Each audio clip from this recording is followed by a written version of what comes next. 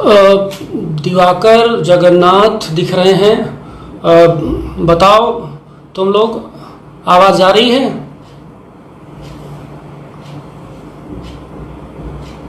गोलेंद्र भी आ गए, आवाज़ जा रही है?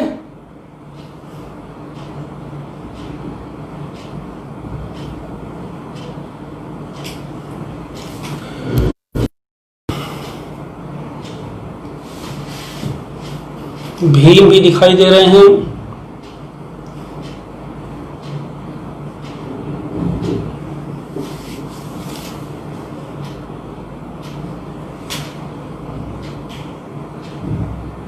चलो, बहुत अच्छा।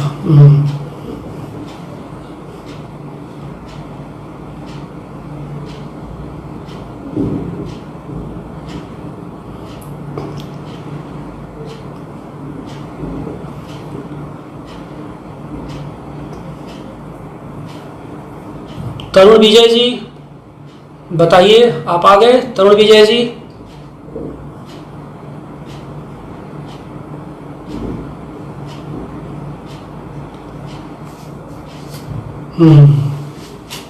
ठीक, केल पहुंचो। रंजना भी दिखाई दे रही हैं, पचौरी प्रकाशन भी आ गए। तो शुरू करते हैं और एक बार पुनः आप सभी का स्वागत है। जो जुड़ चुके हैं उनको स्नेहाशीष, क्योंकि अभी तक सब मेरे छात्र दिख रहे हैं, और जो जुड़ेंगे उनका पहले से ही हार्दिक अभिवादन।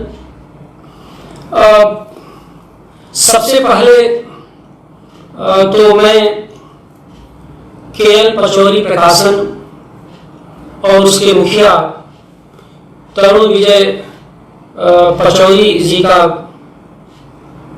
आभारी हूँ, यह अवसर दिया कि कोरो जी की कविता प्रक्रिया और पाठ विषय पर मुझे कुछ कहने का अवसर मिला है। बहुत दिन से इस विषय पर मैं सोच रहा था कि कैसे इसको आगे बढ़ाया जाए, कैसे इसको विकसित किया जाए एक थ्योरी के फ्रेमवर्क में।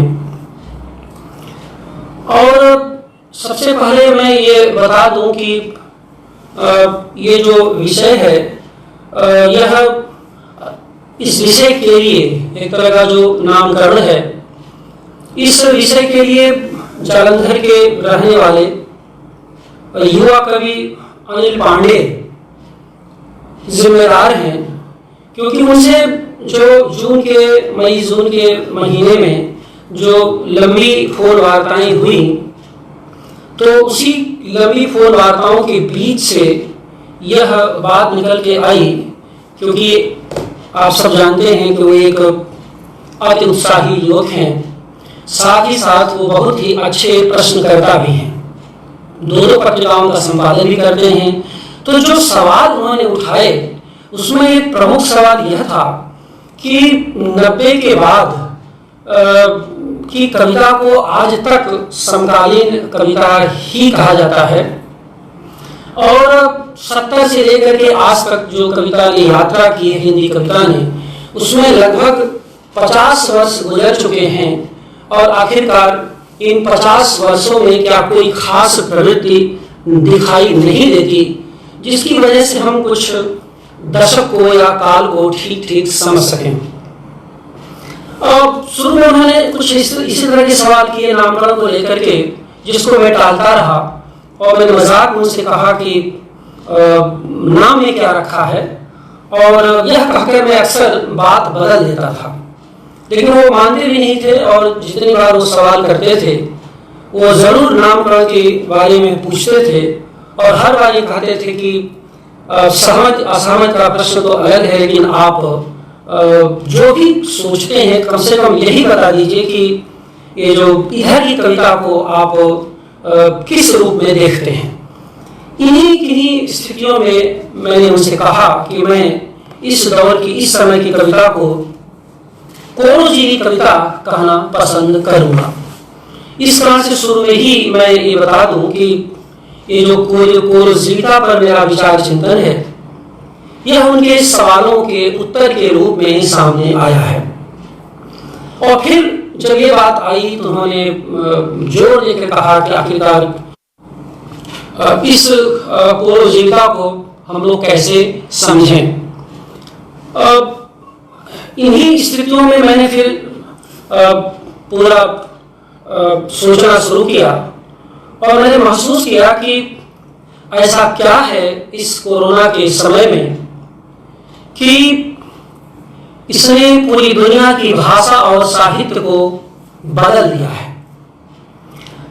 ऐसा क्या है इस महामारी में जो मेरे अपने जीवन की प्रत्यक्ष देखी हुई पहली महामारी है, जिसमें निजी अनुभूति सार्वजनिक हो गई है, जहां भय, निर्वासन और मृत्यु की यंत्रणादायक जो अनुभूतियां हैं उनसे हम रोज ही गुजरते हैं।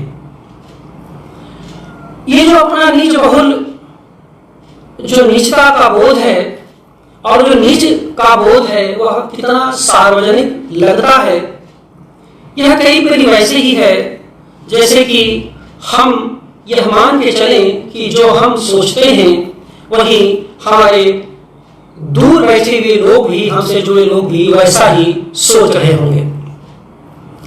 लगभग वही स्थिति है कि कहियो सब तेरो हियो मेरे हिय की बात।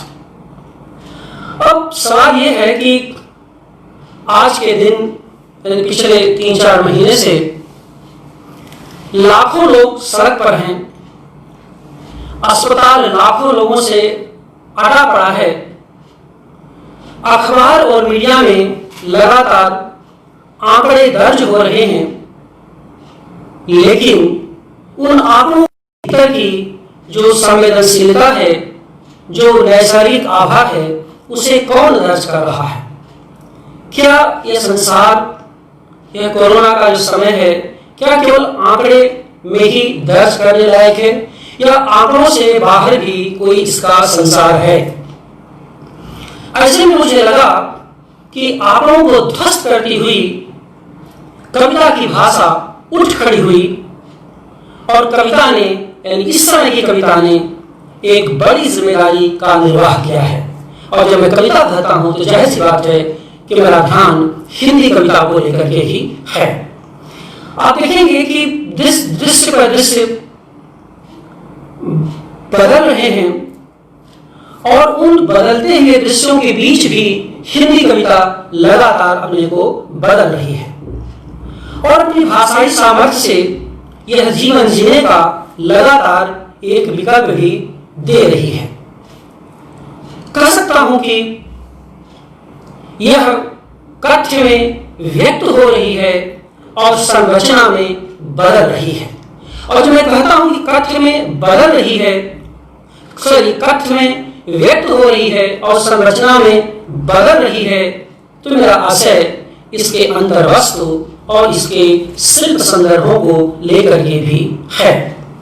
और आप देखिए कि एक ऐसे दौर में जहां पर हिंदी कविता के भीतर बहुत हमले भी हुए और उन हमलों के बीच में वह कामू के जो अल्बेर कामू हैं, प्रसिद्ध फ्रांसीसी उपन्यासकार जो जिनको नोबेल प्राइज मिला था और जिन्होंने 1947 में द प्लेग नाम का उपन्यास लिखा था जो दुनिया में बहुत चर्चित और इस समय महामारी के दौर में वो काफी प्रासंगिक हो गया है। तो ऐसी विपरीत स्थिति में जो हिंदी कविता है, कामू के प्लेग के प्रमुख चरित्र डॉक्टर रियो की भूमिका में मुझे दिखाई देती है, क्योंकि डॉक्टर रियो उसके मेजर कैरेक्टर हैं। ये पूरा घटना ओरान की सड़कों पर घटित होती है और बहुत ही खूबसूरत उपन्यास है ये, और महामारी से जुड़ा हुआ जीवन समझने के लिए उसकी वो प्लेग महामारी है, आज कोरोना की महामारी है, लेकिन अगर स्थितियां देखी जाएं तो लगभग वैसे ही है। मानवीय जो संवेदनाएं, सामाजिक अंतर्विरोध, व्यवस्था की विकृतियां लगभग वैसी ही हैं जैसे 1947 में लिख करके 1918 के दौर में अल्जीरिया में उन्होंने देखा था। खैर, तो जो हिंदी कविता का पूरा जो मुझे दौर है ये, उस मेरे जो चरित्र डॉक्टर रियो, तो डॉक्टर रियो की भूमिका में आज की हिंदी कविता दिखाई देती है, जो उदासीनता का निषेध करने के साथ ही दहशत पैदा करने का भी निषेध करती है। आप देखें कि उस उपन्यास में जो डॉक्टर रियो हैं, वो बार बार अपने कर्मचारियों से, सत्ता से जुड़े लोगों से बार बार कहते हैं कि दहशत मत पैदा करो, न ही उदासीन होने की कोशिश करो। आज की व्यवस्था भी कई बार दहशत पैदा करती है और उदासीनता का बोझ पैदा करती है। लेकिन डॉक्टर जो रियो थे, वो बार बार इन दोनों को अतिक्रमित करते हुए आगे जाते हैं और इलाज में जुट जाते हैं।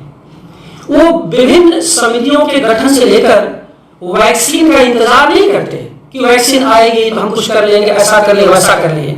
उन्होंने साफ साफ कहा कि हर प्रकार की जड़ता और अंधविश्वास से लड़ने की जरूरत है, और कहा कि इस समय ऐसी महामारी में इंसान की सेहत पर ध्यान दिया जाना बहुत जरूरी है।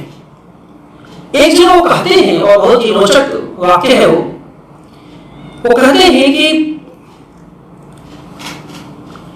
वे किसी भी प्रकार की मुक्ति और महानता की आकांक्षा नहीं रखते। फिलहाल उसकी मुक्ति का आधार आदमी की सेहत है। किसी भी मुक्ति और महानता की आकांक्षा वह डॉक्टर रियो नहीं रखते। उनके लिए मुक्ति का प्रमुख आधार आदमी की सेहत ही रही है। अब ये देखिए, जो सेहत पर जोर है, आज की हिंदी कविता ने मनुष्य की इसी सेहत को केंद्र में रखा है, कहना ये चाहता हूं मैं। और जो मनुष्य की सेहत को केंद्र में रखती है, तो वह ऐसा अपनी संवेदनात्मक अभिव्यक्ति से ही संभव कर पाती है। और इसी संवेदनात्मक अभिव्यक्ति को मैं कोरोजीवी कविता का नाम देता हूं, और इसी पर आज मैं आपके सम्मुख कुछ बातचीत करने के लिए प्रस्तुत हूं। इस कोरोजीवी कविता का महत्व इस कारण से नहीं है कि यह महामारी के बीच लिखी जा रही है, बल्कि इस कारण से है कि यह महामारी के बावजूद लिखी जा रही है, जिसमें युग बोध की उपस्थित तो है ही, साथ ही साथ इतिहास बोध की नई अंतर्दृष्टि भी है।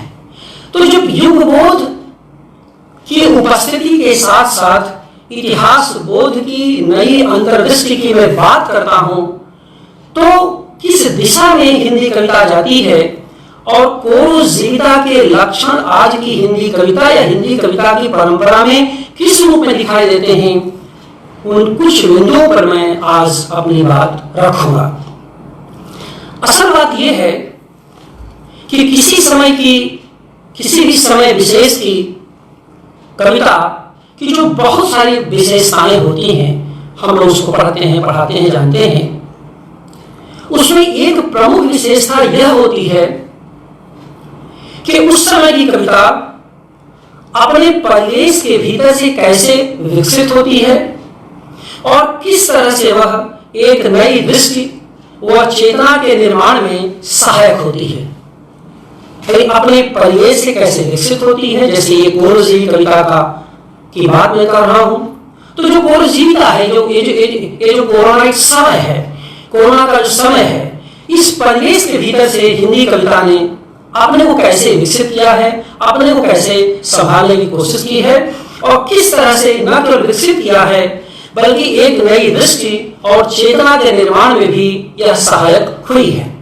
यह जो नई दृष्टि और चेतना के निर्माण वाली बात है, यह बहुत महत्वपूर्ण है, और यह महज आपदा को अवसर में बदलने वाली नहीं है, बल्कि यह आपदा के आंतरिक मर्म को उद्घाटित करने वाली कविता है। ये केवल अवसर, जैसे राजनीतिक हल्के में, क्षेत्रों में आपदा के जिस अवसर की बात आती है, हिंदी कविता उस तरह से अवसर की बातों नहीं करती। हिंदी कविता आपदा के आंतरिक मर्म को उद्घाटित करती हुई आगे बढ़ती है और व्यवस्था में जहां ऐसे समय में तरह तरह की अवसरवादी ताकतें सक्रिय हैं, जनता के साथ छल कर रही हैं, मुनाफाखोरी को प्रश्रय दे रही हैं, तरह तरह से ठग विद्या विकसित की जा रही है, ऐसे में हिंदी कविता उस छल के समकक्ष भाने माने जनता को बल और संबल दोनों प्रदान करती है।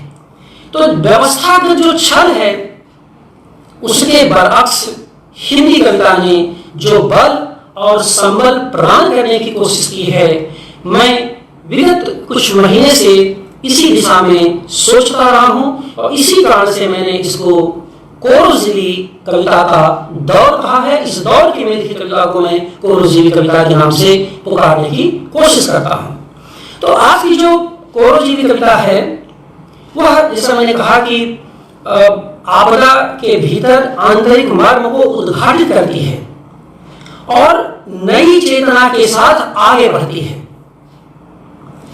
ध्यान रखिए, जो सबसे महत्वपूर्ण बात है वो ये है कि इसने संप्रदायगत सजगता की जगह इतिहास विवेक पैदा किया है। और जब कोरोजीवी कविता की बात करता हूं तो इस पर बहुत जोर देता हूं कि जो संप्रदायगत सजगता थी भारतीय समाज में, हिंदी परिसर में, हिंदी परिक्षेत्र में, उसमें इसने इतिहास विवेक पैदा किया है, जिसका मतलब है कि अब सभ्यता के प्रश्न ईश्वर की ताकत से नहीं, मनुष्य की शक्ति से तय होंगे।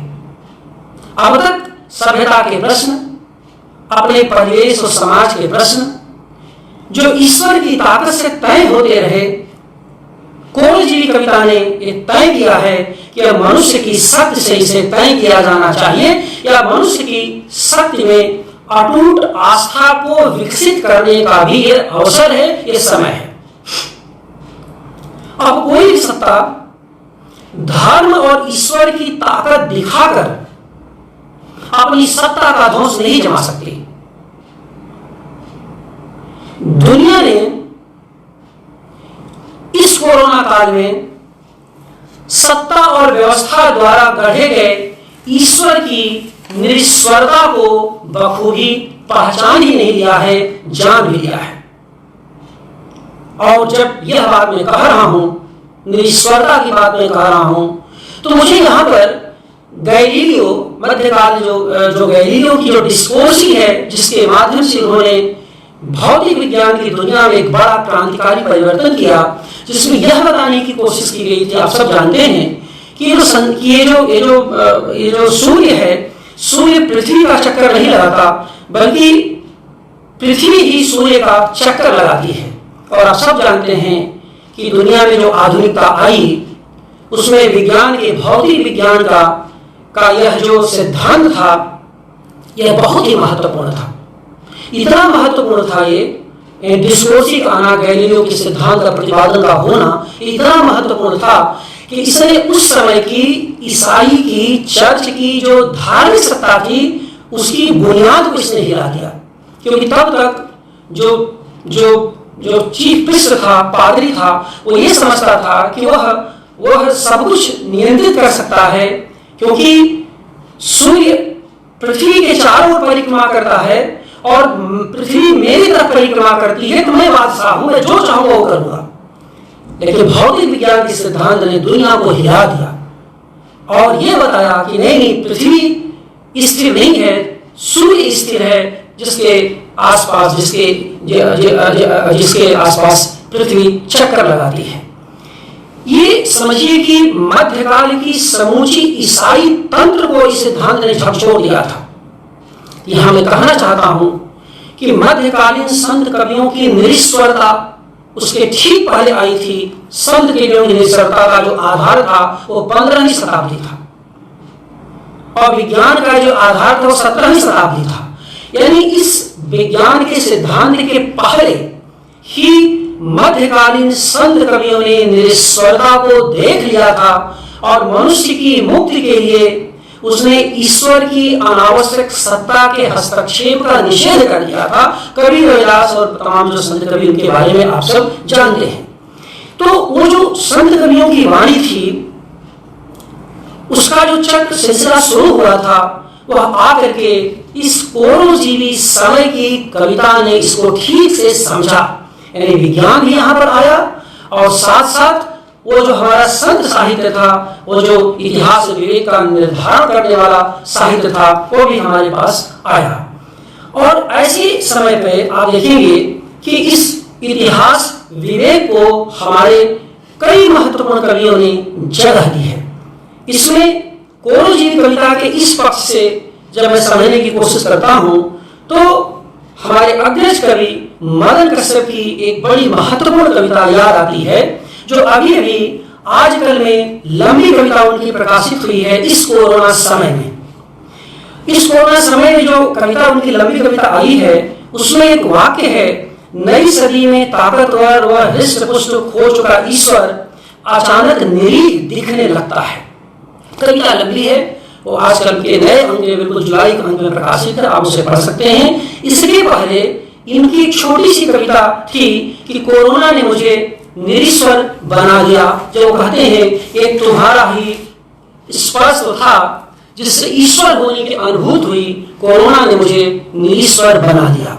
अब ये जो मेरे साथ जिसकी चर्चा मैं एक आध जगह पहले भी कर चुका हूं, लेकिन इस कोरोना समय की जो त्रासदी थी, जो विडंबना थी, उसको यह कविता बखूबी दर्ज करती है उस इतिहास विवेक के साथ जो पिछले 500 वर्षों में हिंदी कविता में बना था और जो कि आज की हिंदी कविता ने अपने को सीधे जोड़ने की कोशिश की है। इस ईश्वर की जो बढ़ती ताकत के प्रति एक दूसरे समकालीन कवि संजय कुंदन भी बहुत ही सशंकित है। संयुक्त प्रकाशन से उनका एक संग्रह है, तनी हुई रस्सी पर। उसमें एक उनकी कविता है ईश्वर, और जाहिर सी बात है वो कविता इस कोरोना काल के थोड़े ही पहले प्रकाशित हुई थी, पिछले दिसंबर या नवंबर में प्रकाशित हुई है वो। लेकिन आप देखें कि इस जो कोरोजीवी चेतना को किस तरह से वो पहले ही दर्ज करती है, जब वो कहते हैं जब जब बनाया गया ईश्वर को बहुत ज्यादा ईश्वर, वह दिखा बहुत दूर पराया। यानी जब जब बनाया गया ईश्वर को बहुत ज्यादा ईश्वर, वह दिखा बहुत दूर पराया। आज की इस कोरोजीवी कविता ने इसी ईश्वर के परायेपन को ध्वस्त किया है और आगे भी करेगी, ऐसी उम्मीद है। इसमें कामू के प्लेग में आए उस पनेरो नामक पादरी, कामू का जो प्लेग उपन्यास उसमें पनेरो नाम का एक पादरी है, वो आता है और वो जब जनता मर रही है और प्लेग से मौतें हो रही हैं, तो उसमें भाषण देता है। वो बड़ा रोचक कैरेक्टर है वो। और इस जमाने में आप देखेंगे कि जब तमाम लोग, और जो भाषण देता है, उस भाषण का जो प्रमुख आधार वो ये है, वो ये कहता है ये जो महामारी है यह मुक्ति के लिए आई है, इसलिए जनता जो मर रही हो परेशान न हो। और लगभग वो मजाक उड़ाता हुआ कहता है कि ये तुम्हारे पापों का फल है। आप सोचिए कि 1947 में कानून ने इस बात को समझ लिया था। उस जमाने में भी जब मौतें हो रही हैं बीमारी से, तो पादरी आकर के, पनेरो नाम का पादरी बार बार कुछ आधुनिक गुरुओं की तरह भाषण दे रहा है कि वह ये तुम्हारे पापों का प्रायश्चित है। और उसमें एक रोचक वाक्य लिखते हैं काम, वो कहता है कि ईश्वर मूसल है जो जनता रूपी गेहूं को कूट कर भूसी अलग कर रहा है। अभी इतना अच्छा वाक्य लगता है कि ईश्वर एक मूसल है जो जनता रूपी गेहूं को कूट कर भूसी अलग कर रहा है। ये जो भूसी अलग करने की जो विडंबना है, इसको हिंदी कविता ने पूरी तरह से ध्वस्त कर दिया है। और यह हिंदी कविता हिंदी समाज में तमाम पनेरो नामक धर्म धुरंधर ठेकेदारों को ध्वस्त करती है। और दरअसल यह करने वाली कोरोजीवी कविता ही कोरो जयी हो सकती है। मैं कहना चाहता हूं कि कोरो जीविता ही कोरो जयता का आधार है। अर्थात जो इस समय में कविताएं लिखी जा रही हैं, अगर इन प्रश्नों का उत्तर वो नहीं दे पाएंगी तो वह बहुत दीर्घकालिक नहीं हो सकती। अथवा जो पहले से लिखी जा रही कविताएं थीं, वह अपने युग बोध को इस दायरे में संबोधित नहीं कर पाएंगी, तो वह जिसको वो कहते हैं कि जयी नहीं हो सकती जीवित होने के बावजूद। अर्थात कोरो जीविता कोरो जयता का एक प्रमुख आधार भी बन सकती है। इसको भी समझने की जरूरत है। और यही वह कोरो जीविता है जो मनुष्य की स्वाभाविक प्रतिरोधी क्षमता का आधार है। और मैं यहां पर पूरी जिम्मेदारी से कहना चाहता हूं कि यह कोरो जीविता चिकित्सा विज्ञान की प्रतिरोधी क्षमता का एक तरह से साहित्यिक और वैचारिक विकल्प भी रचती है। ठीक है, वैक्सीन की तरह त्वरित यह इलाज नहीं करेगी या दवा की तरह, लेकिन यह हमारी प्रतिरोधी क्षमता, आयुर्वेद में जितना भी दवाएं चल रही हैं, मैं कहना चाहता हूं कि कविता का मतलब यहाँ पर साहित्य से समझिएगा, भाषा से समझिएगा कि भाषा में जो साहित्य रचा जा रहा है। क्योंकि प्रसंग जो कि कविता का है, इसलिए कविता पर मैं केंद्रित कर रहा हूँ, लेकिन कहानियां भी लिखी जा रही हैं। बहुत सारी कविताओं का भी आना बाकी है, उपन्यासों को आना बाकी है, तमाम गद्य और डायरियों का आना बाकी है, बहुत सारे संदर्भों को आना है। और आने वाले वर्षों में ये सारे के सारे साहित्य के दस्तावेज के रूप में हमारे बीच मौजूद रहेंगे। लेकिन जो हमारे बीच आज के अभी उपलब्ध है, मैं उस पर बात कर रहा हूं। तो ये मैं इस बात को कहना चाहता हूं कि जो साहित्य है, ये जो कविता है, ये हमारी प्रतिरोधी क्षमता के विकास में भी एक निर्णायक भूमिका अदा कर सकती है। अगर आप देखें तो इसका जो दूसरा पक्ष में कहना चाहता हूं, जो कोरो जीविता के प्रसंग में जो इसकी विशेषता है, वो ये है कि यह जो कोरोजीवी कविता है, प्रतिभा से अधिक श्रम के महत्व की शिनाख्त करने वाली कविता है। और श्रम का यह महत्व, ध्यान रखिए, श्रम का यह महत्व कविता की संरचना के स्तर पर भी है और उसकी अंतर्वस्तु के स्तर पर भी है। यानी उसकी कविता की संरचना के स्तर पर भी है और उसकी अंतर्वस्तु के स्तर पर भी है श्रम का महत्व। सबसे पहले हम संरचना को समझने की कोशिश करते हैं। यह संरचना का मतलब यह है कि कविता प्रतिभा से नहीं या प्रतिभा से ही नहीं, श्रम से भी लिखी जाती है। यानी प्रतिभा में, यानी कविता की रचना में, कविता की संरचना में जो प्रतिभा करते हैं, प्रतिभा अमूर्त है, लेकिन श्रम इसमें हमारा अध्ययन है, हमारा लेखन है, हमारा अभ्यास है, जिसको हम लोग व्युत्पत्ति और अभ्यास के नाम से जानते हैं, वो बहुत मूल्यवान होता है। आज के समय की कविता ने अध्ययन और अभ्यास को ज्यादा मूल्यवान माना है। और ये कोई आज की बात नहीं है, यह इसकी समृद्ध परंपरा है जिसका मैं जिक्र आपके सामने करूंगा।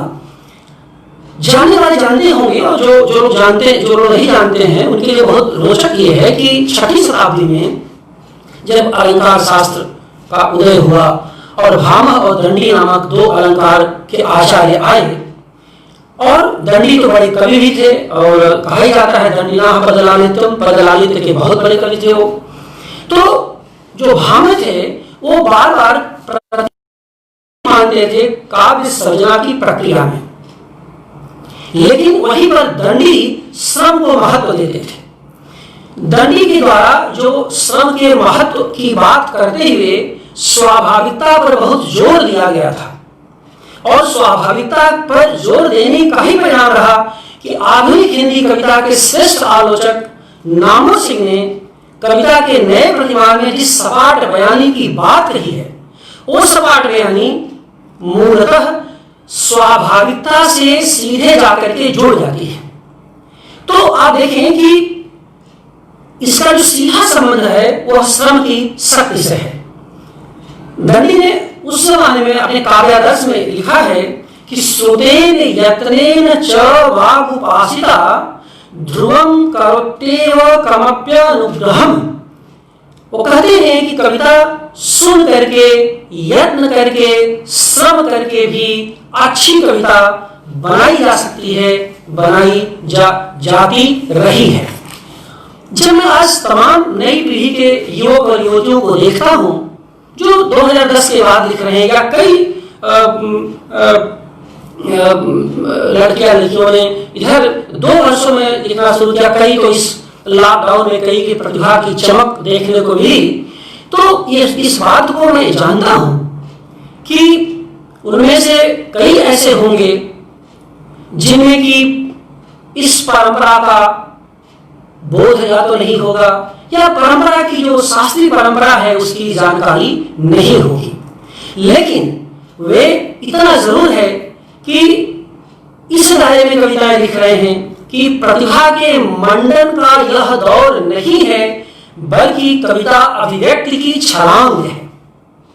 यानी प्रतिभा के मंडन की जगह, यानी यह कहना कि कुछ खास डिस्कोर्स में ही कविताएं लिखी जा सकती हैं, कुछ खास लोगों के द्वारा कविताएं लिखी जा सकती हैं, उसका निषेध करते हुए अभिव्यक्ति की आनंद छलांग लगाई है आज की कोरोजीवी कविता के दौर में तमाम युवक और युवतियों ने। और इसी का परिणाम है कि सोशल मीडिया से लेकर के अन्य कई जगहों पर उन्होंने पर्याप्त स्पेस घेर लिया है, पर्याप्त जगह घेर लिया है। जरूर जाहिर सी बात है कि इसमें से आगे के समय में जरूरी नहीं कि सब के सब साधा ही हो रहा है, सब के सब अच्छा ही हो रहा है, लेकिन हो रहा है और बड़े उत्साह से हो रहा है। वे अपनी युग बोध की जिम्मेदारी से सीधे उस जिम्मेदारी का निर्वाह कर रहे हैं और अपने समय और समाज की चुनौतियों से सीधे मुठभेड़ भी वो कर रहे हैं। वे अपने समय का दुख पहचान रहे हैं। इस पृष्ठभूमि पर जिसका मैं जिक्र थोड़ी देर बाद करूंगा, वो भी नोबेल राइट हैं जोस सारामागो। जोस सारामागो ने वो जो पोर्तुगीज हैं, उनका ब्लाइंडनेस नाम का बहुत ही चर्चित उपन्यास है। उसमें एक डॉक्टर है और वो बहुत ही शानदार है, उसका एक जो कैरेक्टर है।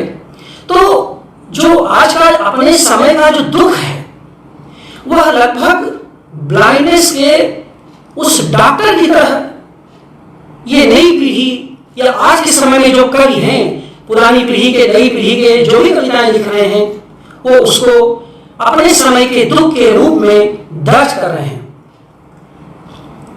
वे हर प्रकार की अंधता का निषेध करते हुए देख रहे हैं और पीड़ा को गुस्से में बदलने की कोशिश कर रहे हैं। पीड़ा को गुस्से में बदलने की यह कोशिश है, यह कोरोजीवी काल की एक महत्वपूर्ण संरचनात्मक काव्य अभिव्यक्ति है, ऐसा मैं कहना चाहता हूं। और यही से श्रम की अंतर्वस्तु भी हिंदी कविता में प्रवेश करती है, जिसमें सत्ता से कवि सतत रूप में टकराता चलता है और कभी आगे निकल जाता है। व्यवस्था दुख चाहती है ताकि उसका कारोबार ठीक से चल सके। कवि इसी को पकड़ना चाहता है, कम से कम आज का कवि, और इस दुख को गुस्से में बदलने की कोशिश करता है। वह सड़क पर चल रहे लाखों मजदूरों की पीड़ा का साक्षी बन जाता है।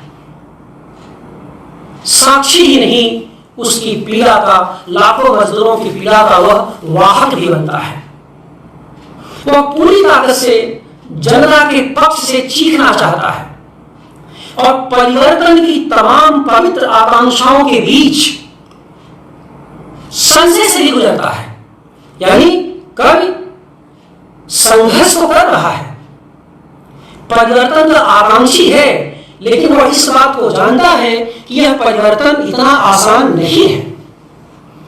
इसका मतलब यह कि वह उसकी सीमाओं को भी जानता है, इस नाते संशय भी बरकरार है।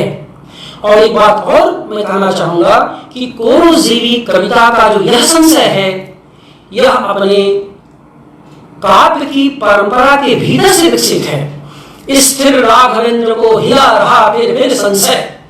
तो ये ऐसा नहीं है कि ये चीज इतनी आसान है। संशय का होना साहित्य की सर्जनात्मकता के लिए बहुत ही मूल्यवान हुआ करता है। कई बार आज का कवि परिवेशगत तनाव से गुजरते हुए, वह व्यवस्था से टकराते हुए स्वप्न कथा का सहारा भी लेता है। कई बार सीधे व्यक्त करता है, कई बार स्वप्न कथा का सहारा लेता है, क्योंकि वह जानता है कि संघर्ष की सभी पवित्रता के बावजूद संघर्ष आसान नहीं है। और यही कारण है कि उसके सामने एकमात्र विकल्प ही बचता है कि वह अंधेरे का गीत लिखे और उसके भीतर से रोशनी को बाहर ले आए। इस समय में जिन कवियों ने ऐसा किया है, जिनकी कविता मुझको पढ़ने को मिली, उसमें सुभाष राय जी, हमारे कवि मित्र हैं सुभाष राय जी, लखनऊ में रहते हैं। उनकी एक कविता अभी नया पथ में मुझे पढ़ने को मिली है। उसका शीर्षक ही है अंधेरे के अंत का गीत। बहुत ही एक लंबी कविता है, लेकिन जबरदस्त कविता है। अभी नया पत्र ताजा अंक आया है, उसमें यह कविता है अंधेरे समय का गीत। उस लंबी कविता की एक पंक्ति पर मेरा ध्यान गया। मैं पूरी ताकत से चीखना चाह रहा था, पर आवाज बार बार गले में फंस रही थी। अब आवाज का बार बार गले में फंसना हमारे कोरोना समय का एक अद्भुत बिंब है, जिसमें संघर्ष है, श्रम है और है उससे बाहर आने की जद्दोजहद।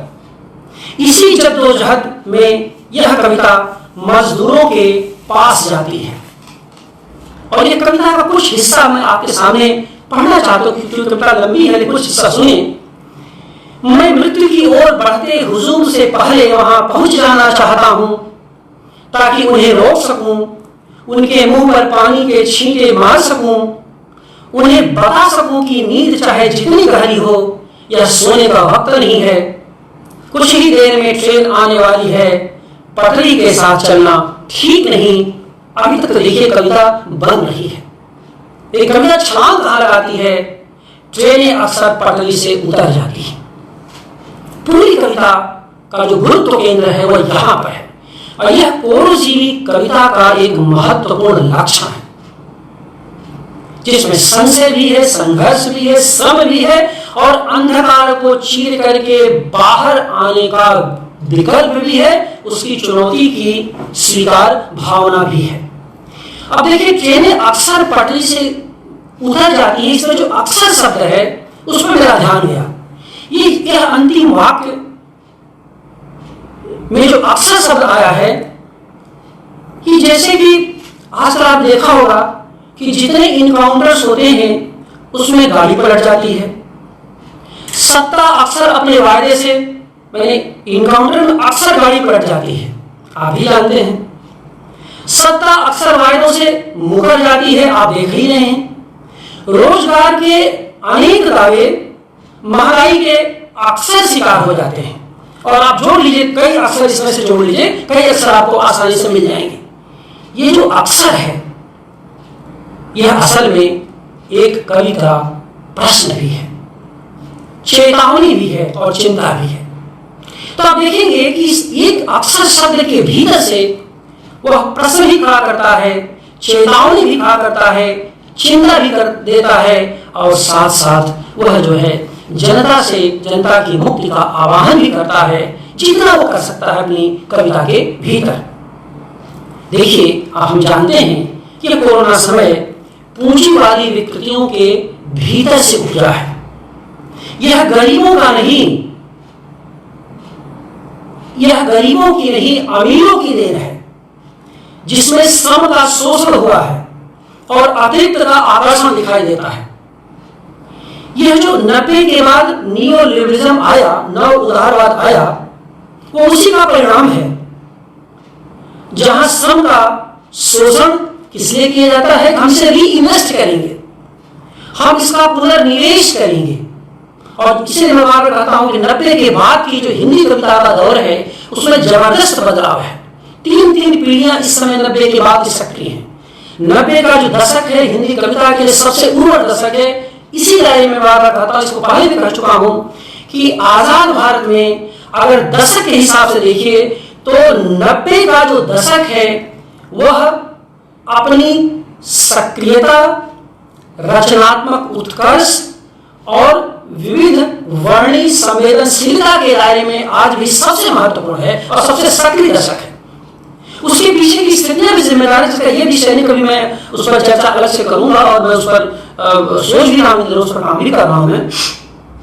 तो जो बात हो रही कि जो 90 के बाद का जो नियो लिबरलिज्म है, नव उदारवाद आया, वो श्रम का शोषण करता है और तैयारी का करता है। हम इसे री इन्वेस्ट करेंगे, हम पुनर्निवेश करेंगे इसका। लेकिन आपने देखा होगा कि कोरोना ही था, ये कोरोना समय है जिसने उस री इन्वेस्टमेंट की सारी नीति को ध्वस्त कर दिया और बता दिया ये जितने भी पूंजीवादी तंत्र वाले थे ये सब के सब शोषक थे और सब झूठ बोलते थे। क्यों? अगर आपने री इन्वेस्ट किया था, अगर आपने पुनर्निवेश किया था, उनके श्रम में कटौती करके उनकी जो भी रेम्युनरेशन था, पारितोषिक, उसमें अगर आपने कटौती किया तो कहां गया वो? लाखों लोग सड़क पर आ गए, मरने और मारने के लिए छोड़ दिए गए, करोड़ों की भीड़ सड़कों से गुजर रही थी, लेकिन वह री इन्वेस्टमेंट फिसट ही निकला, वो कहीं दिखा नहीं। यह व्यवस्था में जिस तरह से सामने आया है, यह व्यवस्था भी नहीं समझ सकती थी पूरी दुनिया में। यह व्यवस्था भी नहीं समझ पाई कि करोड़ों की संख्या में इतने मजदूर सड़कों पर आ जाएंगे जो अपने घरों की ओर लौट रहे होंगे और श्रमिकों को उनकी हाल पर इस महामारी में छोड़ दिया गया, जिसने कि उनको पलायन के लिए मजबूर किया। यह कोरोजी की कविता ने सबसे अधिक समझने की कोशिश की है और ऐसी कविताएं जो लिखी जा रही होंगी, जो आगे दिनों में आएंगी, वे इस समय का दहकता हुआ दस्तावेज होंगी। इतिहास में आज के 50 साल बाद 2020 के इतिहास में सिर्फ आंकड़े होंगे, लेकिन उन आंकड़ों के भीतर जो सांसें हैं, जो जीवंत जो आह भरती जिंदगियां होंगी, उसका दस्तावेज ये कविताएं बनेगी, यह साहित्य ही बनेगा।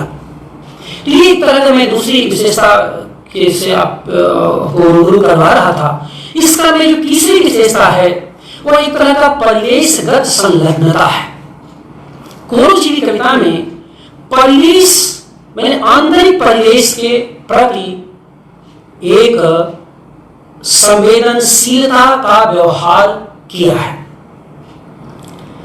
और ये जो परिवेशगत संलग्नता का मतलब हुआ कि हम आसपास, पहली बार ऐसा हुआ लंबे समय बाद, कम से कम मेरा निजी अनुभव तो ऐसे ही है और कई कवियों का होगा, कि हम लोग अपने अगल बगल वृक्षों का बढ़ना, फूलों का खिलखिलाना, पशु पक्षियों का चहचहाना, नदियों की कलकल, मतलब ये जो रोजमर्रे की जीवन से सड़कों से आना जाना, पास पड़ोस में के बारे में जानना, सोचना, ये जितना कुछ था, इसके पहले शायद सभ्यतागत ढांचे में ये फिट नहीं हो पा रहा था, हमें से किसी को समय नहीं मिल पा रहा, कुछ ऐसा था जिसकी तरफ हमारा ध्यान नहीं था। लेकिन हिंदी कविता में यह एक बड़ी बात थी, इसकी परंपरा पुरानी थी, लेकिन हिंदी कविता ने उसको अपने फिर से जोड़ दिया, उस रूप से जाके जुड़ गई। और आप देखें कि छायावाद में जो प्रकृति और मनुष्य के रिश्ते अटूट थे, आवयविक थे, वह आज आकर के फिर से जुड़ गए हैं। याद रखें कि छायावाद ने प्रकृति और मनुष्य के रिश्तों को कभी भी बाइनरी में नहीं देखा था। यहाँ समय नहीं है कि छायावाद पर विस्तार से बात करूं, लेकिन छायावाद की जो बिना बाइनरी की जो काव्यगत विशेषताएं थी, जो आवयविक अन्वित किनारे विकसित हुआ, उसको मैं थोड़ा संकेत यहाँ पर आपसे कर रहा हूं कि कोरोजी की कविता ने अपने को वहां से जोड़ने की कोशिश की है। अभी तक हम एक ऐसे भूगोल पर विचर रहे थे जो हमारा नहीं था। अपने देशज औजारों की तरफ हमारा ध्यान नहीं था। इसलिए कोरोजीवी कविता अपने देशज पहचान के दायरे में लोकोन्मुखी हुई है, जो धारा पीछे छूट गई थी।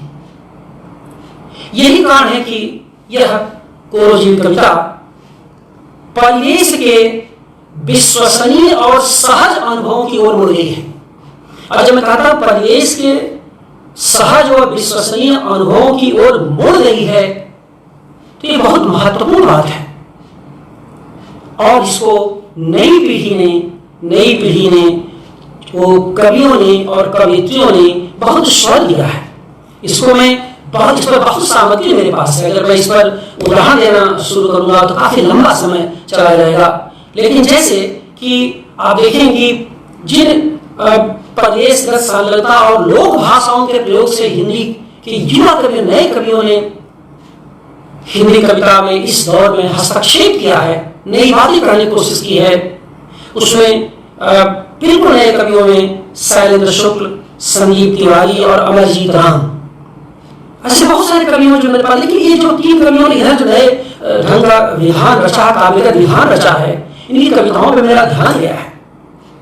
कवित्रियों में अगर आप देखेंगे तो रश्मि भारद्वाज, पूनम विश्वकर्मा और सोनी पांडे। रश्मि और पूनम ने बहुत अच्छी कविताएं लिखी हैं। सोनी पांडे ने भी इधर कई अच्छी कविताएं लिखी हैं। उनकी कोरोना काल के दौर में लिखी कुछ कविताएं मुझे बहुत अच्छी लगती है। बगल के आजमगढ़ के रहने वाली है वे, और काफी संगठनों से जुड़ी हुई है वो, और काफी एक क्रांतिकारी उनकी चेतना है। लेकिन इधर जो उनकी कविता मुझे पढ़ने को मिली, अपना रास्ता, अब बार बार वो एक जगह कहती हैं कि मुझे जन्म पत्री से ज्यादा जरूरी है अपने रास्ते की तलाश। अब जन्म पत्री से ज्यादा जरूरी है अपने रास्ते की तलाश, यह केवल स्त्री अस्मिता की ही पंक्तियां नहीं है, स्त्री स्वाभिमान और स्वाधीनता की ही पंक्तियां नहीं है। अपने रास्ते की तलाश असल में कोरोजीवी काल का वह मूल्य बोध भी है, जिसमें हर लेखक कहीं न कहीं जन्म पत्री का, जड़ता का, संकीर्णता का, जड़ परिवेश का निषेध करता हुआ अपने रास्ते की तलाश कर रहा है। अब कुछ दिन पहले मुझे पटना के रहने वाले मेरे मित्र कवि हैं, यक्षिणी नाम का उनका संग्रह बहुत चर्चित रहा है, काफी बेहतरीन संग्रह भी है। उनकी एक लंबी कविता पाती पढ़ने को मिली थी। अब उस पाती कविता में आप देखें कि बहुत लंबी कविता है। उसकी एक पंक्ति है कि बजती थालियों के बीच चूल्हे ठंडे हो गए हैं, राजा को कहां पता पैर व हाथ के बीच पेट भी होता है। अब इसकी व्याख्या मैं करूं तो काफी समय जाएगा, लेकिन राजा को कहां पता कि पैर और हाथ के बीच पेट भी होता है। ऐसी पंक्तियां इसी दौर में लिखी गई हैं, और यह जब तक सभ्यता का ऐसा दबाव हमारे ऊपर न होता तब तक ऐसी पंक्तियां नहीं लिखी जा सकती, लिखना आसान नहीं होगा। आप पृष्ठभूमि में देख सकते हैं, ऐसी कविताएं हो सकती हैं, ये नहीं कि बिल्कुल जाके आज और अभी कविताएं।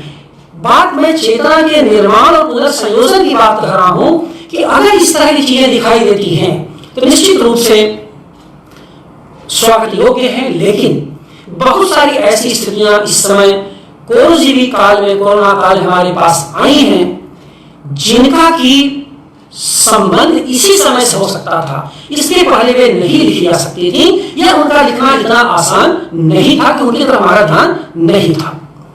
इस क्रम में एक दूसरी विशेषता क्रम, एक अगली विशेषता क्रम में आपका ध्यान आकृष्ट करना चाहता हूं, वो ये है कि इस समय में परंपरा और छंदों की बात बहुत जोरों से उठाई जा रही है।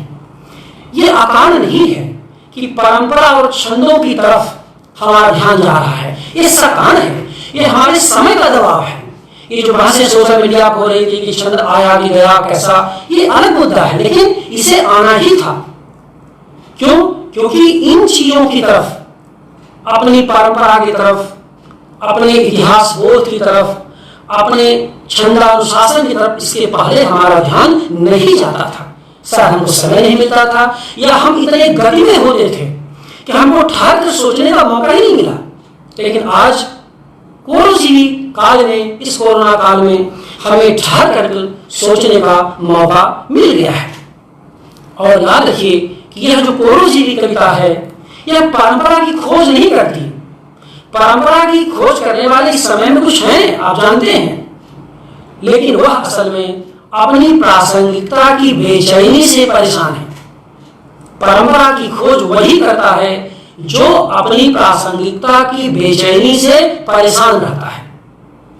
कवि तो परंपरा को अर्जित करता है और एक विशद और समृद्ध परंपरा के भीतर अपने को स्वतः ही विन्यस्त पाता है। उसे जाने की जरूरत नहीं है, वो तो खुद उसने अर्जित किया है। और इसी तरह आप देखेंगे कि मध्यकालीन संत कवियों की आवेगमयता, वो इतिहास बोध से, जैसा मैं पहले भी कहा, यह कविता यहां आकर के सीधे जुड़ गई है। इतना ही नहीं, इस कविता ने छंदों के बंधन को भी शिथिल कर दिया है, पूरी ईमानदारी से बहस उस पर किया, लेकिन उसकी आंतरिक लय को भी समझने की उसने कोशिश की है। वो इस बात पर जोर देती है कि कविता केवल वाक्यों से संभव नहीं है।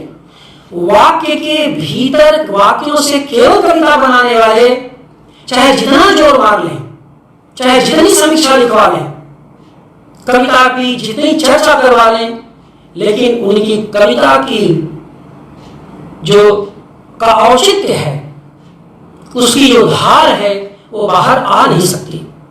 क्यों? क्योंकि वाक्य में कविता बनाने के लिए उसे रमणीय होना होगा और ज्ञानात्मक भी होना होगा। याद रखिए, उसे वाक्य की बुनियादी विशेषताओं से जुड़ना होगा। ऐसा नहीं कि कविता वाक्य में नहीं बनाई जा सकती, लेकिन मैं फिर कह रहा हूं, उसे रमणीयता से जुड़ना होगा और उसे ज्ञानात्मकता से भी जुड़ना होगा।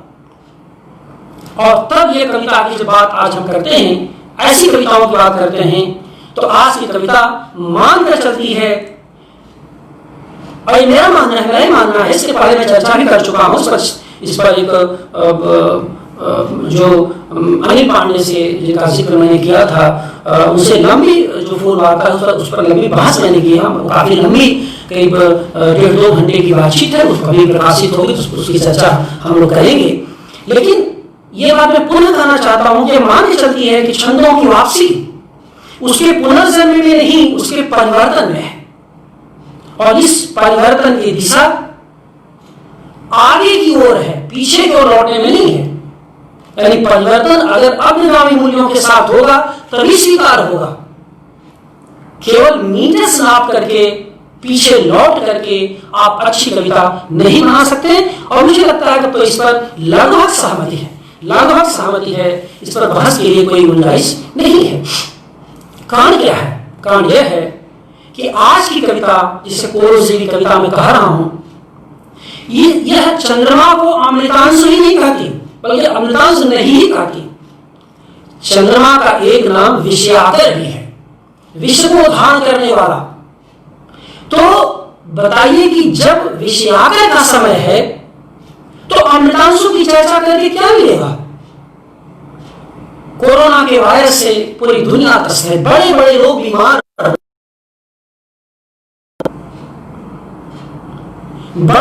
बीमार, हो रहे हैं।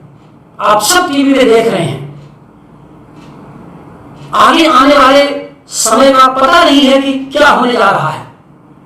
हम सब लॉकडाउन, बढ़ते हुए लॉकडाउन की तमाम भय से भयभीत हैं। तो ये जो समय है, ये जो विषाणु का समय है, यह चंद्रमा को अमृतांश से पुकारने का समय नहीं है। यह केवल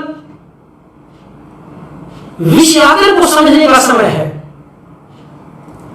और ऐसे में पुराने बंधन और रूप तो शिथिल होंगे ही, और आज की हिंदी कविता ऐसा कर ही रही है। आखिर में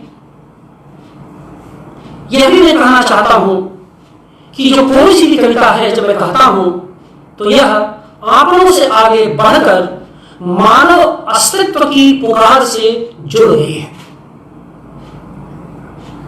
और यही पूर्वजीवी कविता की प्रतिरोधी क्षमता भी है, जो किसी भी मेडिकल किट से कमजोर नहीं है, किसी भी मेडिकल चिकित्सा पद्धति द्वारा प्रदत्त किट से माने टूल से कमजोर नहीं है। इसे हमें समझने की जरूरत है। रोचक बात यह है कि हिंदी कविता इसी के भीतर अपने खिलंदड़ेपन को भी बचा रही है। इसमें उसकी हंसी भी सुरक्षित है। और एक मजेदार इधर कविताएं कुछ लोग मुझे पढ़ने को मिली, लगातार मैं देख रहा हूं, वो अतिशय बौद्धिकता और गंभीरता को तोड़ने की कोशिश भी कर रही है। मजेदार बात यह है, मैंने अपने खिलंदड़ेपन, अपनी जीवंतता, अपनी जागृति, इन सब से जुड़ करके जो अतिशय गंभीर कविता हो गई थी उसको तोड़ रही है और एक वैकल्पिक जीवन के निर्माण की दिशा में वह अग्रसर है।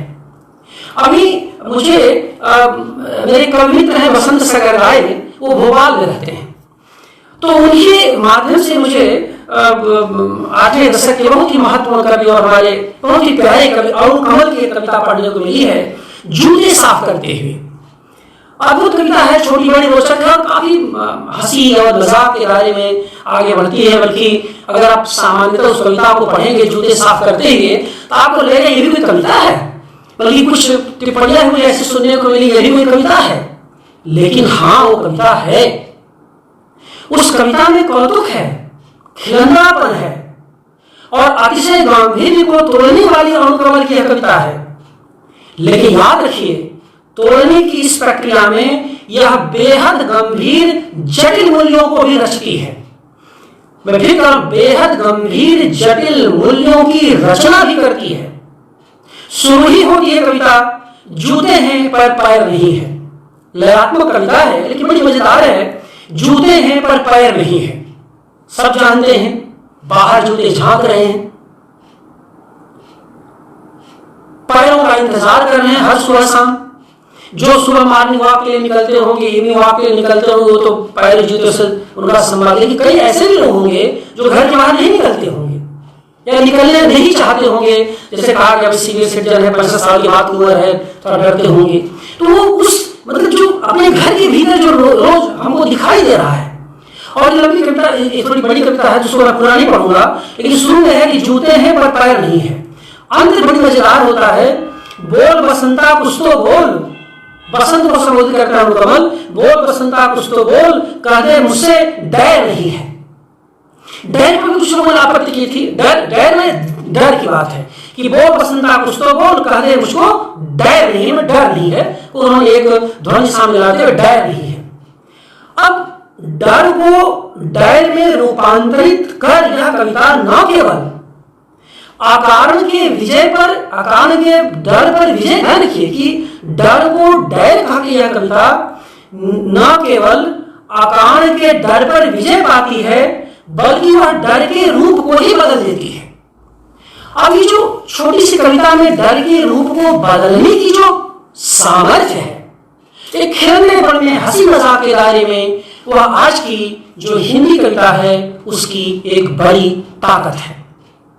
और इसके पहले कि मैं इस प्रसंग को समेटूं और बात को समाप्त करूं, मैं आप लोगों के सामने दो नए कवियों की कविताएं प्रस्तुत करना चाहता हूं। पूर्वजीवी काल में जो कविताएं लिख रहे हैं, बिल्कुल दो नए कवि। इसमें एक कवि हैं यतीश कुमार, कलकत्ता में रहते हैं। यह कविता की दुनिया में काफी सक्रिय हैं, नए हैं लेकिन बहुत पढ़े लिखे हैं, काफी पढ़ते लिखते हैं और एक तरह का अपनी कविता में परिपक्व कवि के रूप में आते हुए दिखाई देते हैं। भाषा पर बहुत अच्छा नियंत्रण है, समझ कविता की बहुत अच्छी है। इनकी अभी एक कविता कुछ ही दिन पहले मेरी बच्ची मुझे पढ़ने को मिली, बेटी पर कविता है। बेटियों पर बहुतों ने लिखा है और जैसा कि हम लोग जानते हैं, हम सब कविताओं में पिता हैं, माँ हैं, पत्नी हैं और बेटी हैं, ये जो 4 संबंध हैं, इस पर सर्वाधिक कविताएं लिखी गई हैं। तो बेटियों पर कई लोगों ने कविताएं लिखी। हमारे कवि मित्र जितेंद्र श्रीवास्तव हैं, उनका तो पूरा एक संग्रह ही बेटियों पर है, जिसको कि बनारस के ही हमारे मित्र युवा आलोचक कमलेश वर्मा ने संपादित किया है। बड़ी शानदार उस पुस्तक की भूमिका उन्होंने लिखी है बेटियों के संदर्भ से। लेकिन इस कोरजीवी काल में यतीश कुमार की यह कविता मुझे कुछ अलग तरीके से आकृष्ट करती है। और जैसा मैंने कहा था कि अपने परिवेशगत व प्रकृतिगत संलग्नता के कारण आकर्षित करती है। और यह कोरजीवी समय में ही ऐसी पंक्तियां संभव हो सकती थीं जिनको मैं आगे भी पढ़ने जा रहा हूं। कविता थोड़ी बड़ी है, उसमें वे एक जगह लिखते हैं, मेरी बच्ची पेड़ का सुख दुख है पत्तियां और तुम मेरी पत्ती हो, बिन पत्ती सब सून। मेरी बच्ची पेड़ का सुख दुख है पत्तियां और तुम मेरी पत्ती हो, बिन पत्ती सब सून। साफ है कि इस कविता पर इस समय का दबाव है, कोरजीवी समय का दबाव है। और यह कविता उससे बाहर निकलने की बेचैनी से भरी हुई है, जिसमें वह पिता और पुत्री का संबंध पेड़ व पत्ती के रूप में देखने की कोशिश करता है एक कवि। वो पिता भी है, कवि है। जैसे कि निराला ने, आप सब जानते हैं कि स्वर्ण स्मृति लिखा था, बेटी भी लिखा तो प्रसंग दूसरा है। लेकिन उस कविता में पिता अलग है और कवि अलग है, दोनों की चिंताएं अलग होती हैं। तो कवि के रूप में जब एक व्यक्ति बेटी पर कविताएं लिखता है तो अपने कवि को अलग रखता है, पिता को अलग रखता है। यह कविता भी बेटी पर लिखी हुई जाने की प्रक्रिया में कवि को अलग रखती है, पिता को अलग रखती है। दूसरा एकदम बिल्कुल नया नामकुर कवि हैं, हमारे यहाँ बीएचयू के ही छात्र हैं, गोलेंद्र पटेल। खूब अनगढ़ हैं और अपनी अनगढ़ता में खूब माने जो शब्द विन्यास हैं काफी खूबसूरत हैं। एकदम इनकी ताजा मतलब कई कविताएं बड़ी अनगढ़ हैं और अनगढ़ता के दायरे में हैं, लेकिन BA2 के लड़के से हम कितनी बड़ी कविता की उम्मीद करेंगे। लेकिन एक कविता मुझे 1-2 दिन पहले पढ़ने को मिली उन्हीं के वॉल पर, तो मैं चकित रह गया इस युवक के जो काव्य क्षमता को लेकर के।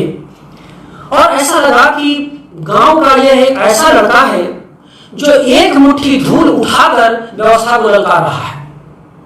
अब एक मुट्ठी धूल उठा करके व्यवस्था को ललकारने की जो सामर्थ्य है, उसमें गोलेंद्र पटेल जैसे बिल्कुल 18-20 साल की उम्र के लड़के इस कोरजीवी काल में जो कविताएं लिख रहे हैं, अगर ये लिखते रहे, अगर इन्होंने छोड़ा नहीं, क्योंकि इस पर भी डिपेंड करेगा कि कविता में आगे बढ़ेंगे नहीं बढ़ेंगे, क्योंकि बहुत लोग लिखते हैं और बाद में छोड़ के भाग जाते हैं, उनके दुनिया के सरोकार होते हैं, या कविता में मांझना नहीं चाहते, या कि कविता की समझ को विकसित नहीं होने देना चाहते।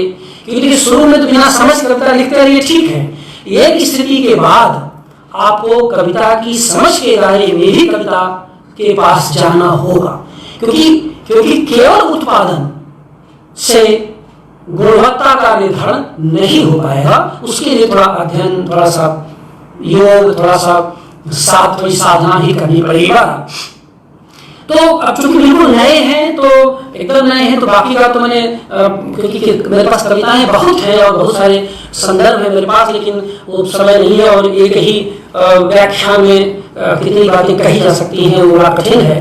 लेकिन इनकी कविता छोटी, इसको मैं पढ़ना चाहूंगा। जोग कविता है, बल्कि अपने हिस्से की कविता पाठ की कटौती भी कर दूंगा, लेकिन जोग कविता बड़ी मजेदार कविता है। और पता नहीं इसके अर्थ को ये समझते हैं या नहीं, लेकिन जो मैंने देखा वो देखिए कि रोपनी जब करते हैं किसान, अब देखिए किसान रोपनी कर रहा है, लेकिन कैसे वो आत्महत्या का इस कविता में वो लगा संकेत करता है जाने अनजाने।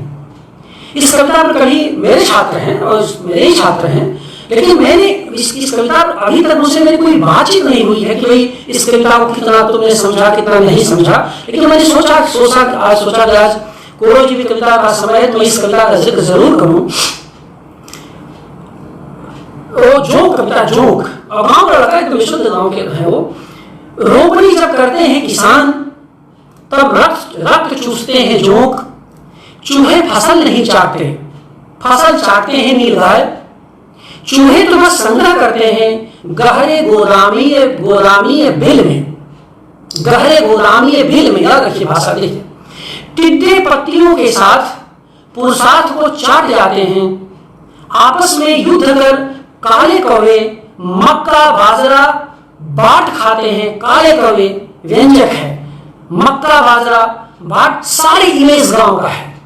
और मैं बता दूं, जितना इस लड़के के बारे में जानता हूं, यह 40 किलोमीटर की यात्रा करके क्रॉस करने आता है, फिर अपने गांव लौट जाता है। बनारस में शायद वो नहीं रहते, जो मेरी जानकारी है। और तो मैंने वो जो संदर्भ ये मैं बताने इसलिए रहा हूं कि हर किसी के पास कविता लिखने की सामर्थ्य, कविता लिखने का विकल्प है, लेकिन हर कोई कवि नहीं होता क्योंकि उसके पास भाषा नहीं होती। ऐसे लोगों के पास भाषा आती है तो मुझे बहुत आह्लादित करती है, क्योंकि ये हिंदी कविता के भविष्य हैं। ऐसे जहां भी लिख रहे हैं पूरी दुनिया में, पूरे हिंदी समाज में जहां भी लिख रहे हैं, उन सबका स्वागत है। क्योंकि चूंकि जितना हम लोग अपने सीमित संसाधनों में, सीमाओं में कर सकते वही करेंगे। तो आपस में युद्ध कर काले कौवे मक्का बाजरा बांट खाते हैं, प्यासी धूप पसीना पीती है खेत में जोंक की भांत। अंत लिखिए, अंत में अक्सर ही कर्ज के कच्चे कायफल दिख जाते हैं। अंत में अक्सर ही कर्ज के कच्चे कायफल एक पेड़ होता है जिसकी पत्तियां जो होती है, जिसकी छाल होती है, उससे दवा बनाई जाती है। लेकिन यहां देखिए, कर्ज के कच्चे कायफल, संकेत मिल रहा कि कर्ज के बोझ से जो दबा हुआ किसान है अब कहां जा रहा है, वो सुनिए। अंत में अक्सर ही कर्ज के कच्चे कायफल दिख जाते हैं, सिवान के हरे पेड़ पर लटके हुए। ये जो पेड़ पर लटकना है, इमेज स्पष्ट है।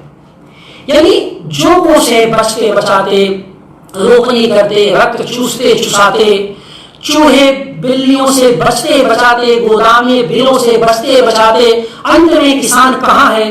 सिवान के हरे पेड़ पर लटका हुआ दिखाई देता है। ये जो लटका हुआ है, किशोर 18 साल की उम्र का लड़का बगैर गांव के अनुभव के बगैर संभव नहीं है। ये पढ़ करके ऐसी कविता लिख ही नहीं सकती। और फिर इसे ही कभी कभी ढोता है किसान, अंत में है, इसे ही कभी कभी ढोता है किसान सड़क से संसद तक की, इसे ही कभी कभी ढोता है किसान सड़क से संसद तक की अपनी उड़ान में। ये कविता यहाँ पर फ्लाइट ऑफ इमेजिनेशन लेती है और सड़क से संसद की यात्रा करती है और ये बताती है कि पेड़ पर लटका हुआ जो मनुष्य की लाश है, इसकी गूंज तुम्हारे संसद में भी सुनाई देगी, मत भूलना। क्योंकि यह सड़क, यह एक मुट्ठी धूल केवल गांव तक सिमट के नहीं रह जाएगी, ये तुम्हारे संसद तक भी पहुंचेगी, जिस संसद में हमने पहुंचाया है। तो ये सब जो कर्ज से लदे हुए कायफल की जो सब स्थितियां हैं, उसको आप देखेंगे तो ये कुछ बातें थी और जो मैं आपके सामने रखा कि समय करीब 1.25 घंटा हो चुका है, तो 10 मिनट में अपनी बात में समाप्त करने की कोशिश करूंगा। अंत में जो लोग मुझसे जुड़े हुए हैं, मैं कहना चाहता हूं कि कविता लिखने की हमारी क्षमता ही पर्याप्त नहीं है, इसको ध्यान रखिए। कविता लिखने की हमारी क्षमता पर्याप्त नहीं है, हमारी सामाजिक अर्थवत्ता और वह युग सानिध्य भी उतना ही मूल्यवान है। यानी कविता केवल उत्पादन नहीं है मित्रों, कविता में सामाजिक अर्थवत्ता और युग सानिध्य का होना भी उतना ही जरूरी है। आज इसे समझना होगा। यह जो हमारी सामाजिक अर्थवत्ता का बोध है, वह असल में संरचनागत अंधत्व से हमें दूर ले जाता है, जिसे कहते हैं स्ट्रक्चरल ब्लाइंडनेस। तो जो संरचनागत अंधत्व समाज में व्याप्त है, कविता अपनी सामाजिक अर्थवत्ता से ही उसे ध्वस्त करती है। और यही पर मुझे पुर्तगाल के प्रसिद्ध पुर्तगाली उपन्यासकार लोबो लारेट जोस सारमागो का प्रसिद्ध उपन्यास ब्लाइंडनेस की याद आती है, जिसे मैंने इसी लॉकडाउन में पढ़ा अद्भुत उपन्यास है। प्लेग तो है ही, लेकिन ब्लाइंडनेस उपन्यास, इस पर फिल्म भी बनी हुई है और नेटफ्लिक्स पर वो फिल्म भी उपलब्ध है, आप चाहें तो देख सकते हैं। वहां पर यह है कि व्यवस्था ने अंधा बना दिया है, जितना वह चाहती है उतना ही प्रकाश हमें मिलता है, लेकिन हमें अपने भीतर के आलोक को उद्दीप्त करना होगा। यह उस उपन्यास का मैसेज है। वह उपन्यास डॉक्टर के बहाने अपने भीतर के आलोक को उद्दीप्त करने की कोशिश करता है, और कविता भी यही करती है। कोरजीवी कविता का प्रमुख उद्देश्य यही है कि स्ट्रक्चर, संरचनागत अंधत्व को ध्वस्त करती हुई सामाजिक अर्थवत्ता के दायरे में अपने समाज को आलोकित करे और अंधकार से प्रकाश की यात्रा करे। जो कोरोजीवी कविता ऐसा करेगी वही कोरो जयी होगी, यह मैं कहना चाहता हूं। इस उपन्यास जिसका मैं जिक्र कर रहा था, सरमगो, वो अंत में डॉक्टर के माध्यम से कहते हैं, हम देख सकते हैं, मुश्किल यह है कि हम देखना नहीं चाहते। अपनी अंधता को हमने ओढ़ रखा है। तो अभी कितना महान वाक्य है।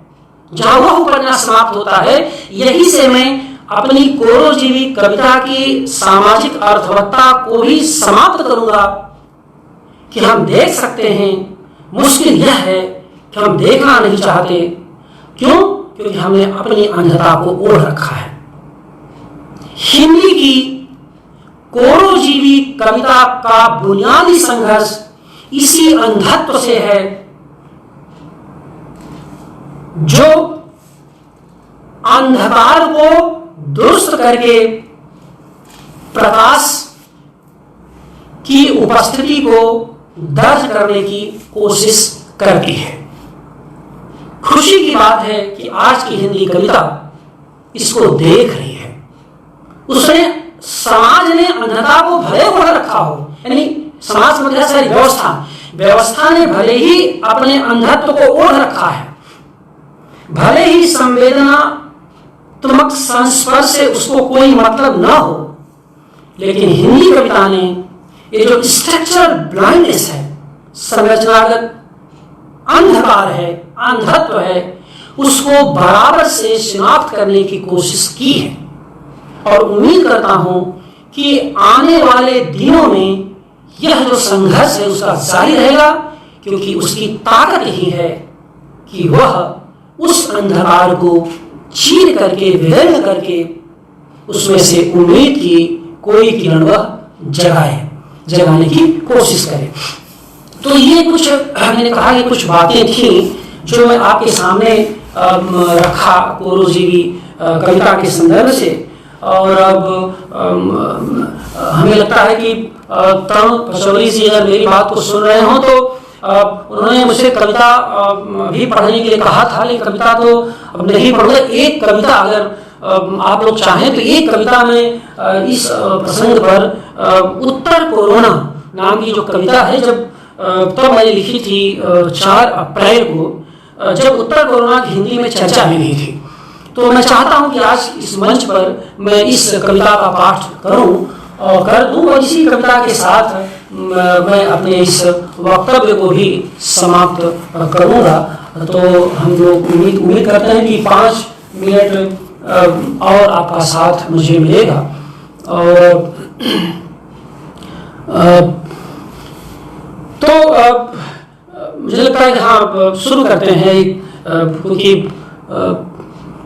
अच्छा, तो ठीक है अनिल, तो बैठे हो तो चलो सुन ही लो, फिर तो सुन ही लो उत्तर कोरोना, क्योंकि मैं चाहता था इस कविता को, मैंने पाठ अभी तक नहीं किया है किसी मंच से।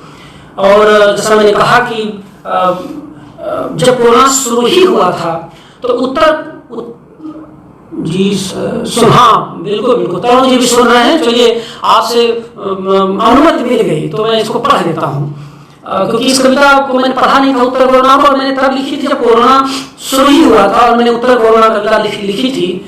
मैंने उसकी जो विभीषिका है कि उत्तर कोरोना के बाद, यानी कोरोना के बाद का जो समय होगा कैसा होगा, तो इसी कविता से यकीनन मैं अपनी बात भी समाप्त करूंगा। इसलिए मुझे लगता है कि 5 मिनट आप लोग मुझे 5-7 मिनट और भी और समय देंगे, हमारे साथ बने रहेंगे। उत्तर कोरोना सुनिए, इसका उपशीर्षक है, और इसको ध्यान रखिएगा कि कोरोना के बाद का पिक्चर है। जब कोरोना खत्म हो जाएगा तो संसार कैसा होगा, उसको मैंने विजुअलाइज करने की कोशिश की है, देखने की कोशिश की है। उत्तर कोरोना शीर्षक, उपशीर्षक है आत्माएं होंगी, आत्मीयता न होगी। मैंने तुम्हें फोन किया और तुम मुझसे उत्तर मांग रहे हो। मैंने तुम्हें फोन किया और तुम मुझसे उत्तर मांग रहे हो। समय सुबह का है, सूरज की चमक थोड़ी गाढ़ी हुई ही थी कि नदियों के स्वच्छ होते जल और वातावरण में बढ़ती हुई ऑक्सीजन के बीच आसमान में निचाट सन्नाटा है, और तुम कहते हो यह उत्तर कोरोना तो नहीं है। कितना विकट समय है कि जब दुनिया का सारा विज्ञान, कितना विकट समय है कि जब दुनिया का सारा विज्ञान एक रोई के 1000वें भाग से भी छोटे वायरस की काट नहीं खोज पा रहा है। लगभग एक ब्रह्म की सूक्ष्म सत्ता की तरह इधर उधर छिटक रहा है, अपने स्वरूप को लगातार बदलता हुआ हर क्षण धरती का खून पी रहा है। तुम मुझसे उत्तर की अपेक्षा कर रहे हो। अब जबकि वर्तमान से बाहर आने की उम्मीद कम ही बची है, अब जबकि वर्तमान से बाहर आने की उम्मीद कम ही बची है, चिड़ियों की बढ़ती चहचहाहट के बीच दुनिया के सारे देवता असहाय व असुरक्षित हो गए हैं। अल्लाह, ईसा, मूसा और ईश्वर सबके सब मुंह बांधकर अपने अपने कमरे में कैद हैं और पुतलियों की जाती हुई गज से दुनिया को आते हुए देख रहे हैं। तुम कोरोना से उत्तर, कोरोना के उत्तर से उत्तर कोरोना की बात क्यों कर रहे हो? तुम कोरोना के उत्तर से उत्तर कोरोना की बात क्यों कर रहे हो? क्या तुम जानते हो, क्या तुम जानते हो यह आस्थाओं के फड़फड़ाने का दौर है, जिसमें संत कवियों की एक बार फिर से वापसी हो रही है, जब उन्होंने कहा था कि इस जगत में एक ही ब्रह्म की सत्ता है, बाकी सब मिथ्या है। क्या तुम जानते हो यह आस्थाओं के फड़फड़ाने का दौर है, जिसमें संत कवियों की एक बार फिर से वापसी हो रही है, जब उन्होंने कहा था कि इस जगत में एक ही ब्रह्म की सत्ता है, बाकी सब मिथ्या है। ठीक इसी जगह पर दुनिया बदल रही है और बदलते हुए कोरोना के चरित्र में खुद के लिए एक उत्तर खोज रही है। शायद उत्तर कोरोना का उत्तर, जहां अभिव्यक्तियां होंगी लेकिन आस्वाद न होगा, जहां अभिव्यक्तियां होंगी लेकिन आस्वाद न होगा। लोग लौट रहे होंगे लेकिन लौटने के लिए कुछ न होगा। लोग लौट रहे होंगे लेकिन लौटने के लिए कुछ न होगा। आत्माएं होंगी, आत्मीयता न होगी। आत्माएं होंगी, आत्मीयता न होगी। एक देह होगी जिसको एक आत्मा ढो रही होगी।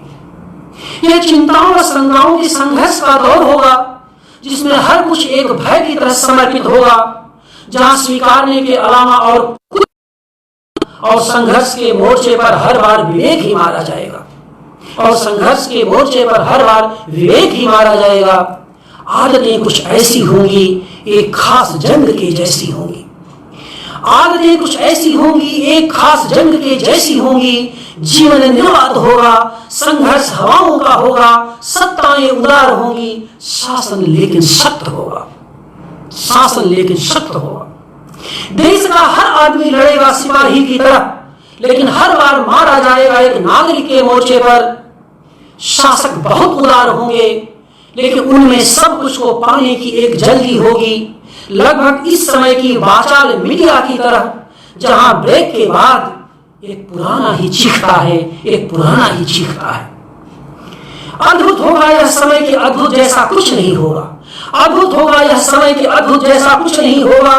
केवल एक पुरातन की स्मृति होगी और सभ्यता के एक वायरल इफेक्ट जैसा खोने व पाने का संघर्ष होगा, हर नए विकल्प को अनचाही आस्थाओं का आदिम स्वर देता हुआ। यह असहाय कथाओं के सर्जन का समय होगा। यह असहाय कथाओं के सर्जन का समय होगा, जिसमें कथाएं तो बहुत होंगी, काव्य तो उतना ही कम होगा। स्मृति में स्मृति में मनोरंजन की सुविधाएं होंगी, आकांक्षा में ढेर सारी दुविधाओं के बीच यह एक दूसरे की तारीफ का दौर होगा। ध्यान दीजिए, यह एक दूसरे की तारीफ का दौर होगा जिसमें सराहनाएं भी शातिर होंगी, जहां एक ताकत दूसरे को आजमा रही होगी। खोए हुए को पाने की जिद में, खोए हुए को पाने की जिद में दुनिया दौड़ रही होगी, जिसकी जद में आई हुई सभ्यता अपनी संपूर्णता में कराह रही होगी। यह एक नई शुरुआत होगी, यह एक नई शुरुआत होगी, लेकिन शुरू करने के लिए कोई ना होगा। यह एक नई शुरुआत होगी, लेकिन शुरू करने के लिए कोई ना होगा। क्या तुम जानते हो, वायरस का कोई पूर्व काल नहीं होता। क्या तुम जानते हो, वायरस का कोई पूर्व काल नहीं होता। उसका सिर्फ एक वर्तमान होता है जो सदा एक उत्तर में बदल रहा होता है। यह विचार नहीं व्यवहार समझता है, यह विचार नहीं व्यवहार समझता है, और तुम्हारा व्यवहार है कि इसकी आकंठ उलाहनाओं के बीच पूंजी की ताकत के सामने सदा झुका रहता है, एक स्थायी विनम्रता की तरह, एक स्थायी विनम्रता की तरह। तो इस कविता से जो मैं आज के वक्तव्य का समापन कर रहा हूं, वह उसमें यह आशय भी अंतर्निहित है कि कोरोजीवी कविता में जितना कुछ कहा, उसका कुछ असर इस कविता में भी आपको दिखाई देगा। या यह भी कह सकते हैं कि कविता के भीतर से कुछ वैचारिक सरणियों को विकसित होने में मुझे मदद मिली होगी। यह कहना तो कठिन है कि कविता ने विचार को प्रभावित किया या विचार ने कविता को, लेकिन इतना जरूर है कि हमारे इस समय ने, इस कोरोजीवी समय ने हमें बहुत प्रभावित किया है, हमें बहुत बदला है, और हमें एक ऐसे अगोचर की यात्रा की तरफ लगातार बढ़ा रहा है, जिसे कि हम शब्द के माध्यम से, भाषा के माध्यम से, कविता के माध्यम से और उसके भीतर से उठने वाली ध्वनियों के माध्यम से पकड़ सकते हैं, पकड़ने की कोशिश करेंगे। यही एक लेखक के नाते हम सब मिलकर के कर सकते हैं, यही हमें करना चाहिए। इसी में हमारी मुक्ति है और इसी में हमारी सामाजिक युक्ति भी है। मैं पुनः आप सबके प्रति अपना सप्रेम, सस्नेह, सादर अभिवादन प्रकट करता हूँ। आप इतनी देर से मेरे साथ जुड़े रहे, बने रहे, इसके लिए मैं आप सबका बहुत कृतज्ञ हूँ। एक बार पुनः केवल पचौरी प्रकाशन के मुखिया तरुण पचौरी जी का अभिवादन करता हूँ, उनका आभार व्यक्त करता हूँ कि उन्होंने मुझे इस मंच से कुछ कहने का अवसर दिया। आप सब ने सुना, बहुत बहुत धन्यवाद। नमस्ते।